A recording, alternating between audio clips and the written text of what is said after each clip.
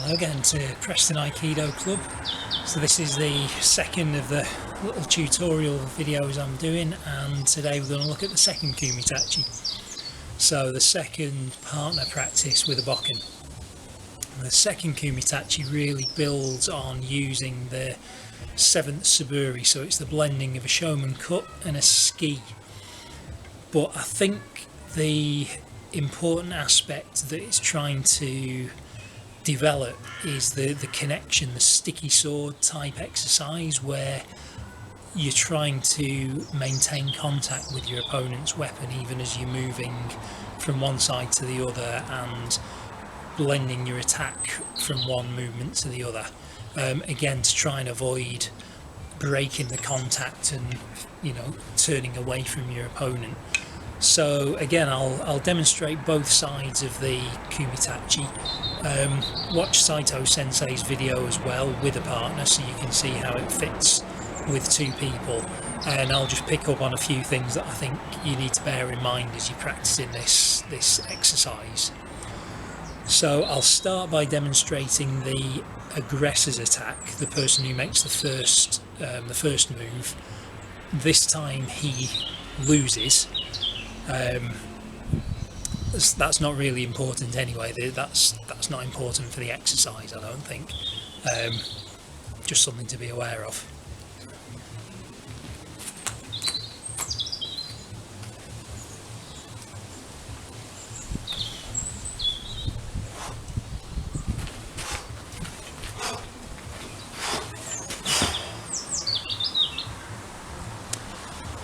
So the start is into Hasso posture, and then is a cut to the ankle. So you don't step back, you just draw up into Hasso and then cut to the ankle. Now your partner will block that movement. He'll also cut down low to block your sword. Now at that point, again, you've got to imagine your partner working with you. I can't just go into the next movement now. We've gone back to a stalemate. He then sees an opening. He sees my wrists exposed. He decides he's going to cut to the wrist, and it's that raising of the sword from being down here. He raises the sword to cut the wrist. That's then what gives me the opening. So I'm here. He raises the sword to cut the wrist. As soon as I feel the tension off the blade, I can move into my ski, and then I can make 7th Suburi, ski shoman, ski shoman. So I'll demonstrate the other half, the defender's side, and I'll talk a bit about the blending between the two. So as the attacker goes into Hasso, the defender mirrors that movement. He sees the strike coming to his ankle and he protects. So I'll do the whole movement. So.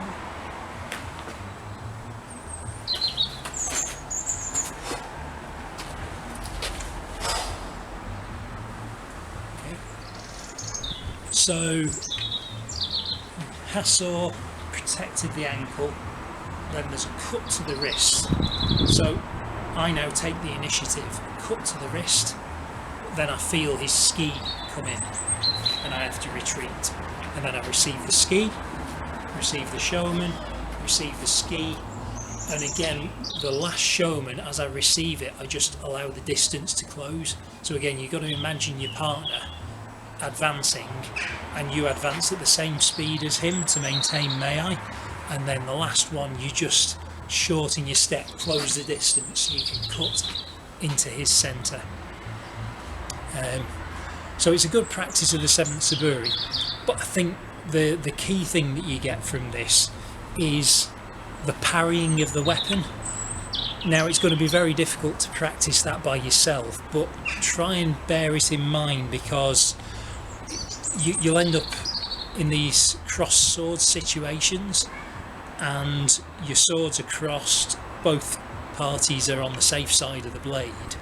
Somehow you have to go from here to the other side of the blade to ski. And you can get in the habit, if you're just thinking, oh, I do ski shoman, pull the blade back and in, or lots of tension, and then when this blade's released, it goes flying off over there somewhere. Both of those means you open yourself to an attack.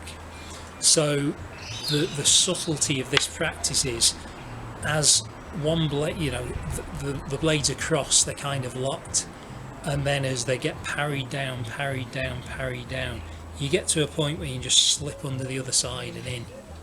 But if you've got too much tension there, it slips and away. So you need to have a lightness of touch, a real lightness of touch. So you just feel that dropping under, and then you're straight in for your ski.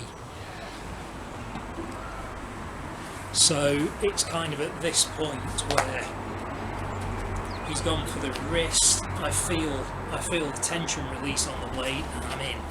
I make my showman. He's now parried that, and he starts to press down on the sword, just move my sword down. Once it becomes horizontal, I can just move it underneath his blade and then ski in. I don't want to have loads of pressure because I'll go flying over there. Again, you can't practice that by yourself, but be aware of it so that as you're learning the movements, you're not thinking, oh, I've really got to resist my opponent's blade. You're just thinking, right, at this point we'll just be in contact, and then I'll feel the point where I can advance. So I'll just run through the movements again. For me, that blending and the contact with the sword is the key part of this Kumitachi. I think that's what it really draws out. So the aggressor's side first.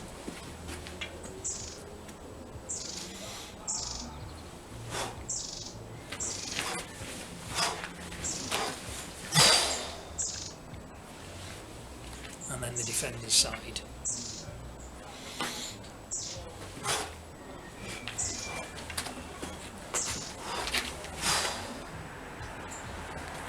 Okay, as I say, when you're practicing on your own, it's difficult to get the subtleties of the parries, but just be aware that they exist so that you don't get into the mindset of just doing the movements in a sequence. You have to wait for your opponent to give you the space or the opening to make that next movement. So that's second Kumitachi.